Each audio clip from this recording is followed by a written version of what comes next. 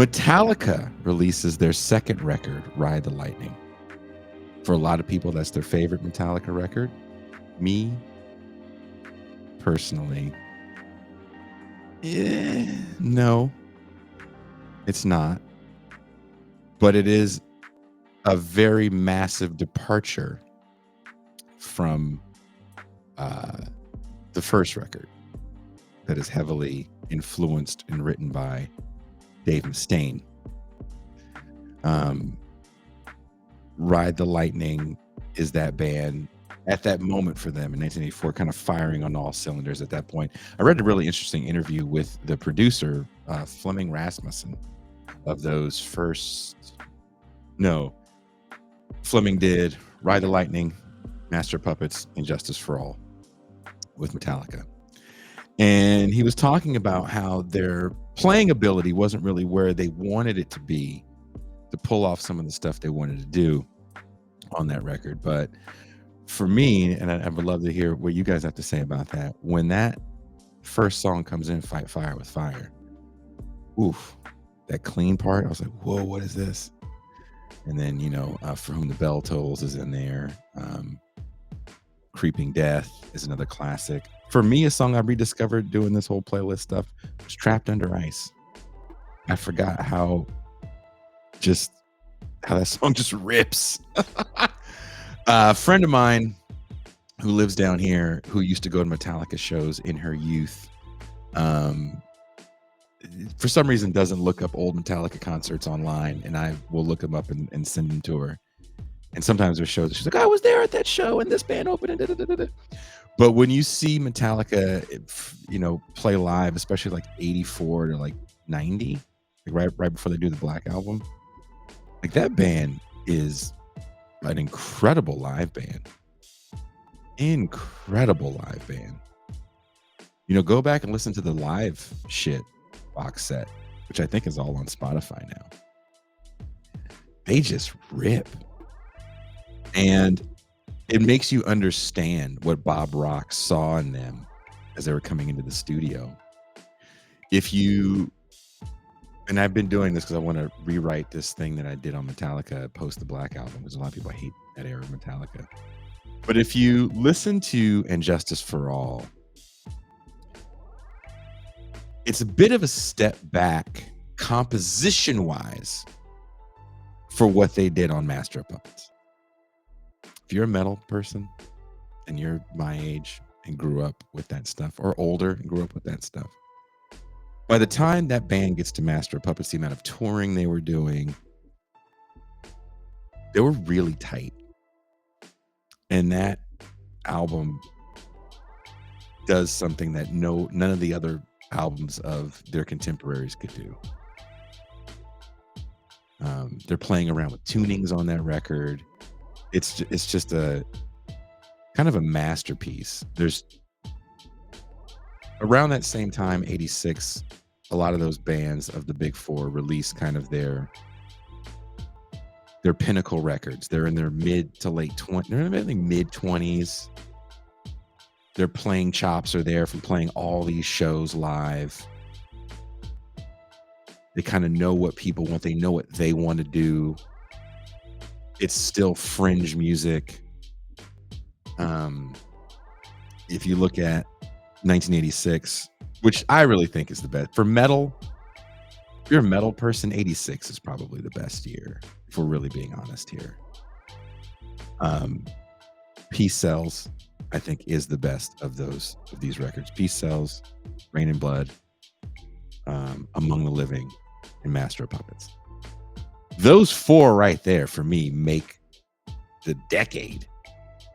But those might be those bands' best records. Megadeth, Rust in Peace might be their greatest album, but if you told me yours was Peace Sells, I wouldn't kick you out of bed for eating cookies. One of my favorite guitar parts from that band is on that record.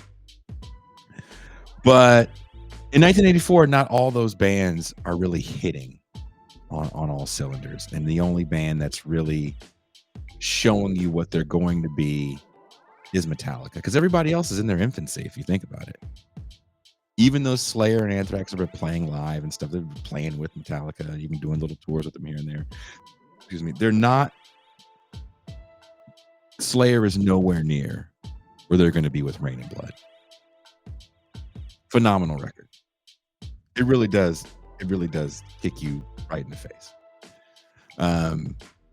As much as I enjoy the remaster of Killing Is My Business and Business Is Good, first of all, that didn't come out till 85. And it's a really great record. It sounds different than everybody else, but it's still not there yet. And Peace Cells really gets them there, where you can say you are on this Mount Rushmore, if you will. I hate using that term of metal bands. But going back to Ride the Lightning, they're still not a household band yet, Metallica. They're just getting out of their deal with Megaforce, getting their major label deal with Elektra, and they haven't done the Ozzy Osbourne tour yet. And that's the tour that really breaks them into the stratosphere, that Ozzy Osbourne tour on the Master of Puppets album. And Ozzy Osbourne is just massive in 1986. You know, we won't say he's clean and sober, but his solo career is dwarfing the career that he had in Black Sabbath, as Black Sabbath is, you know, kind of in the throes of really, really bad drug addiction. They're running through singers. I read an interesting article. Actually, it was actually, just to let you guys know, every time I'm done with the show, I stay in this chair for about another hour as I download the audio, convert it to a file, upload it so you can all the different platforms so you guys can listen to the audio only podcast. And while I was waiting for something to download, an article showed up on something I was scrolling on, and it was like Black Sabbath in 1884 and why this album was such a nightmare. And it was interesting to read just how coked out they all were. Just gone. Tony Iommi was dating Lita Ford. I didn't know at that time. And I was like, dude, you effed that up?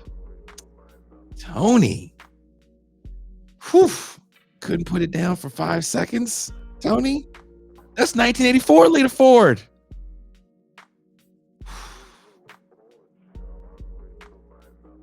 Right after the Runaways, Lita Ford.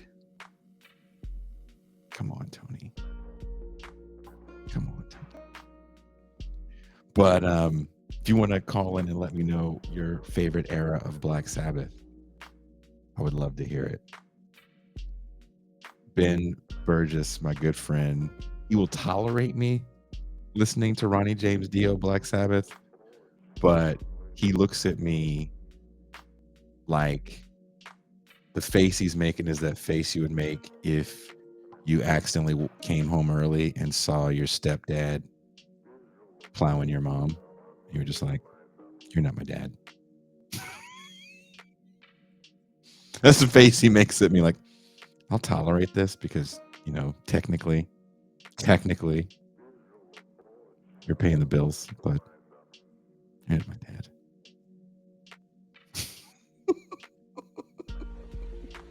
Was Defenders of the Faith 1984? Yes, it was. And if you want to know, get the playlist because it's all on there. You don't even have to get it. It's just there for you to listen to. I don't get any money if you guys listen to it or not. I just want you to listen to it because it took me hours to put it together.